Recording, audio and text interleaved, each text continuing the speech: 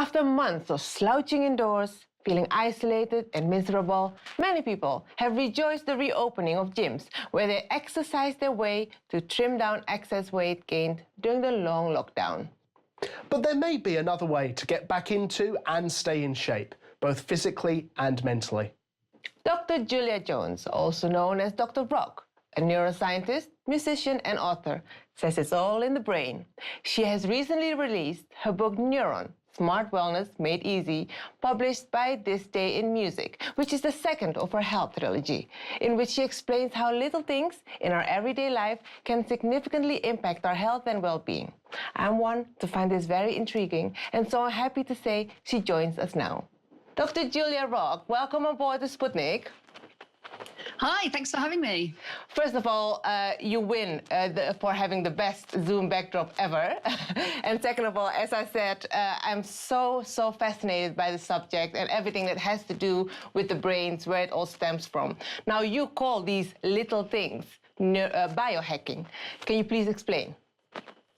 Yeah, so this is not a new concept. I was first introduced to it in the early 90s at a US naval base. It's all about harnessing our ancient biological systems and keeping them on track, using things like breathing rates, natural daylight, sound, timed nutrition, things like that. The elite military use it. We've used it in elite sport for decades, but it just hasn't seeped into the general population. And these little tiny things are so easy that they have immense benefits. So I'm really pleased to be kind of, promoting this information. And it's had a great response. So these little tiny things, people are very curious now. Can you please give us some examples? Maybe start when you wake up. What do we do? Yeah, so last year I did a 12-month experiment on my brain and body. I cancelled my gym membership and my exercise classes, and I started doing tiny habits as my daily routine. So when I get up, the first thing I do is make my bed really well, because that triggers a very early a drip of our positive brain chemicals, sets us up for a good day. And I go outside with my dog to get natural daylight in my eye, because the cells at the back of the retina are wired to some neurons called the suprachiasmatic nuclei, which inhibit the pineal gland to release melatonin later that night. So getting early daylight tells your brain it's morning, it's like sets the clock. And so it can really improve your sleep dramatically. Other than natural daylight and getting up early, I mean, one of the things that many of our viewers may wince at the very concept of is taking a cold shower, which is another one of these biohacks that you promote. I mean, what's the benefit of that? I mean, I love the warmth of a bath or a shower, but you say a cold shower is undoubtedly better. Yeah, so you don't have to do the whole thing cold. I turn it to cold at the end before I get out. And by suppressing that kind of gasp reflex where it starts to get cold and you automatically, your breathing starts to go, but by suppressing that, by controlling your breathing, longer exhales, that engages the vagus nerve, which is your, rest response, as opposed to your fight or flight response. So it's very good training for that, because you're in a stress cold situation. But in addition, we are ancient creatures. Our biology has evolved over many years, and hot water was not something that we've evolved through. That's quite a recent invention. So we are naturally designed for cold water immersion, but modern society has kind of brainwashed us into thinking that, oh, that's terrible. It's really not. If you turn the shower to cold before you get out and just slow your breathing down, regulate the breathing, rub your arms as you're doing it, it's super invigorating and it's really good for you. I'm glad to say I'm already doing that, Dr. Rock. Got marks. Now, yes, you say we're ancient beings and we are not tuned to actually have these hot showers, but we are made into it in our modern societies. And would you agree that we are living too comfortable and that we actually should go back to our so to say ancient beings, and that we should restrict ourselves more and discipline ourselves more? Maybe the way the athletes and in the military they do. Yeah, I mean, the key with biohacking, and I'm also pushing it using this term smart wellness, because it's about using common sense, understanding how your biology works, and then recognizing things that are messing it up in our modern life, like light bulbs or screens, understanding that is negatively affecting our biological systems, and then putting things in place to stop them. So it might be, wearing blue blocker glasses at night, which I do if I'm using screens, which simply blocks the blue light from my retina so that my retina doesn't think that it's daytime when it's 8 o'clock at night. Blue light blocker glasses. That's a simple thing that we can be doing. And just looking at how eating at different times of day have a very significant effect on our cells and on our level of inflammation. And all these little modern things in our environment are accelerating our biological aging because they produce chronic inflammation. And this is now recognized and acknowledged throughout the scientific field. These little things that we do every day have a very damaging underlying effect.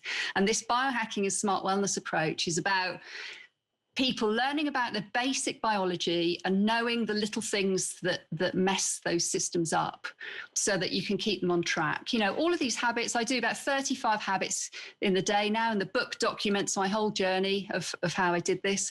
They take hardly any time at all, and I now don't even think about it. Going outside with my dog in the morning is just, it's now my new normal. I mean, when most people talk about diet and wellness, immediately they're drawn to food and how our diet impacts our mind, our body, our well-being. And so what importance would you place on food and a typical use of the word diet? Ultra-processed foods surely are one of the main causes of many of the problems that we as humans face today, especially in Western countries. Yeah, I mean, nutrition and consuming was the main pillar in the wellness program that I put myself through, because we are living in a very warped environment now when it comes to food. And there's a reason that 50 years of diet and fitness promotions and their billion-dollar promotional campaigns did not produce any healthy nations. Right? It's not working, and we need to look at why. And the foods and the shopping environments that we're put in use brain science in their recipes to make us want them. They use brain science in the packaging to make us want to pick them up. They actually rewire our brain. And the first step I did to try and stop this when I did my own experiment is to stop going to the supermarket environment. I set up an online shopping delivery, so the food came to me every week. So I had a ton of fruits and vegetables and all the natural foods that we've been eating for, the kind of basic creatures have been eating for millions of years, not the processed stuff that we've recently invented. That comes to me now, which means I hardly ever go in that really the environment that's designed to influence my decisions. What about children? Can children biohack?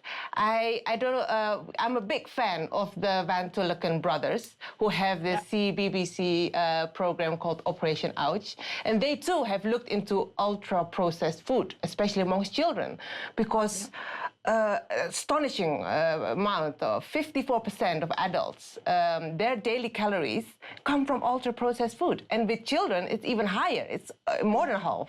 I mean, this is an absolutely.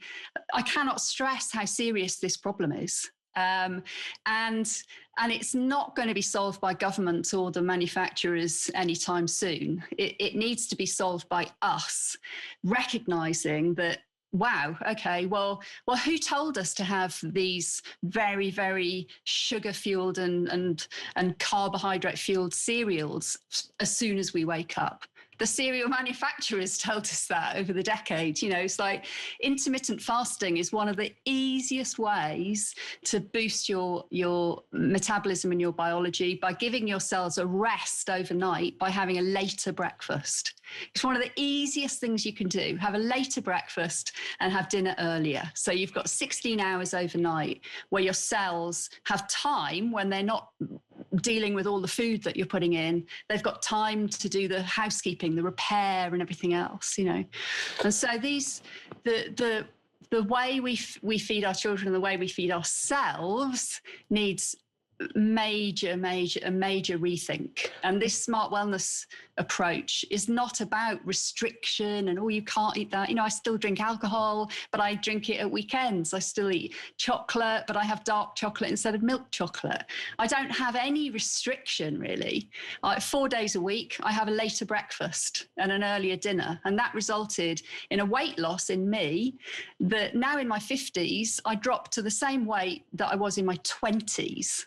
And no gym did that. And I'm a sport and exercise scientist, so I knew what to do in the gym, but that wasn't working. You know, I was putting on a pound a year, creeping up pound a year because I was working late, having late dinner. You know, you don't notice this weight creep. And that's how people become obese, because over decades, a pound a year pushes you into the obese category. But this, you know, thinking about how the biology works and understanding that your cells need rest as well as metabolizing food that you're putting in. Dr. Julia, you certainly do rock, and thank you very much indeed for coming on board the Sputnik. Lovely. Thanks so much for inviting me.